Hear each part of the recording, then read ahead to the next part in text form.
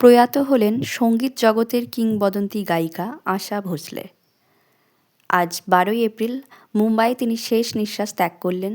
মৃত্যুকালে তার বয়স হয়েছিল 92 বছর। মহারাষ্ট্রে জন্মগ্রহণ করেন তিনি 1933 সালের 8ই সেপ্টেম্বর।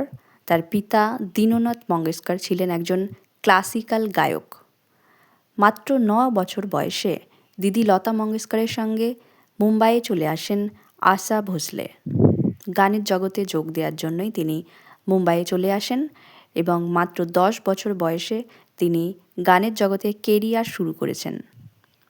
মারাঠা ছবি माझा বলে তিনি প্রথম গান রেকর্ড করেন মারাঠি ভাষায়।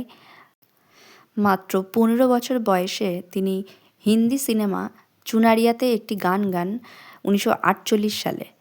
গানটির নাম সাওয়ান আয়া এবং এই গানটি গাওয়ার মাধ্যমেই তিনি হিন্দি সিনেমার জগতে প্রবেশ করেন গানের মাধ্যমে। বাংলা ভাষায় গাওয়া তার প্রথম গান মধুবালা কিন্নরি কথা। একাধিক ভাষায় গান রেকর্ড করে তিনি 2011 সালে গিনেস বুকে নাম তুলেছিলেন।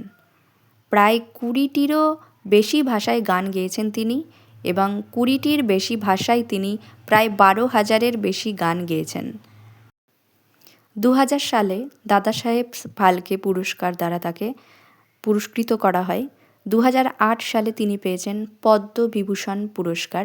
এছাড়া তিনি আরও বেশ কয়েকটি পুরস্কার পেয়েছেন, যেমন ফিল্মফেয়ার পুরস্কার, জাতীয় চলচ্চিত্র পুরস্কার, মহারাষ্ট্র ভূষণ পুরস্কার এবং বঙ্গবিভূষণ পুরস্কার।